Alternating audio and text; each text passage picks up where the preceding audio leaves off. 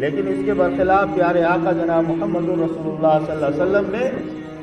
برکت والا نکاح،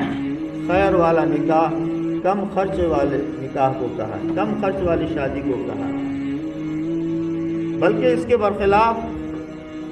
قرآن مقدس کے اندر فضول خرچی کرنے والے کو تو شیطان کا بھائی کہا، اسراف کرنے والے کو، بیجا خرچ کرنے والے کو شیطان کا بھائی قرار دیا۔ حالانکہ ہم شریعت مطہرہ کے اوپر چلنے والے ہیں، ہم اس بات کا اقرار کر چکے ہیں لا الہ الا اللہ محمد الرسول اللہ، کہ اللہ تبارک و تعالیٰ کے علاوہ کوئی عبادت کے لائق نہیں ہے، جناب محمد الرسول اللہ صلی اللہ علیہ وسلم اللہ کے بندے اور اس کے رسول ہیں۔ مطلب یہ ہے کہ جب ہم نے ان کلمات کا اظہار اور اقرار کر لیا تو پھر ہماری پوری زندگی بند گئی، ہم ایک دائرے کے اندر آ گئے، ہمارا محاصرہ ہو چکا، ہم گویا کہ قید کر دیے گئے۔ کن فی الدنیا کأنک غریب او عابر سبیل، اس دنیا کے اندر تم اس طریقے سے رہو جیسے ایک قید خانے کے اندر انسان رہتا، یعنی محدود ان کی زندگی ہوتی ہے، ان کی زندگی آزاد نہیں ہوتی۔ بلکہ پیارے آقا صلی اللہ علیہ وسلم کی زندگی سے تو یہ بات ہمیں معلوم ہوتی ہے کہ آپ سفر کے دوران ہیں، جنگ کے سفر کے دوران، اور وہاں راستے میں آپ نے شادی کی، اس کے لیے کوئی ڈھول دھماکہ، کوئی رسم وہ جو آج ہمارے درمیان چلتا ہے کہ رسم کرتے کرتے ہی 6 مہینے گزر جاتے، اور پھر اس کے بعد لمبی چوڑی پلاننگ ہوتی ہے تاریخ رکھنے کی، ایک 10 20 25 مہمان ادھر سے آئیں گے یا ادھر سے ادھر جائیں گے، اس کے کھانے پانے کا سارا انتظام ہوگا،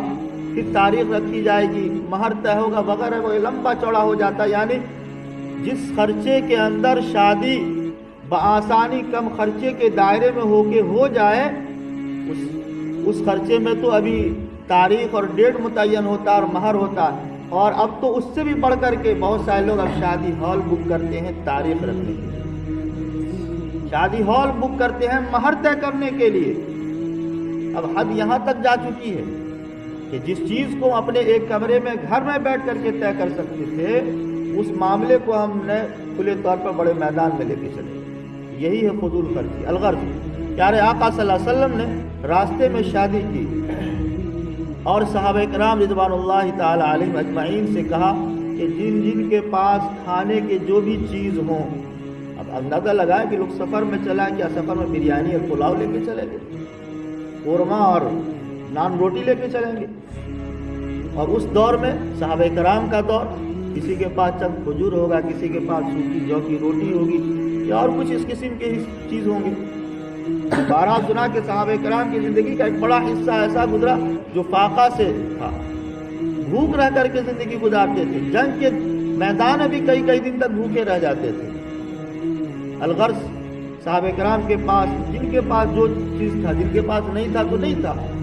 ایک دسترخوان بچھایا گیا اور صحابہ کرام نے اپنے اپنے جھولی میں سے، اپنے اپنے موٹری میں سے جس کے پاس جو چیز تھا وہ لائے اور اس دسترخوان کے اوپر ڈال دیا۔ چنانچہ کچھ سامان اس کے اوپر کھانے کا جمع ہو گیا۔ پیارے آقا صلی اللہ علیہ وسلم نے فرمایا کہ سارے صحابہ جمع ہو جاؤ، یہ ولیمہ ہے، اس کو کھاؤ۔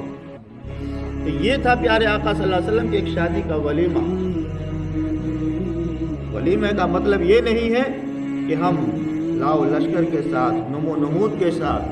اپنی ناموری کے ساتھ، اپنے مال و دولت کے اظہار کے ساتھ، صلاحیت سے بڑھ کر کے اس کا اظہار کریں تو گویا کہ ولیمہ ہوگا۔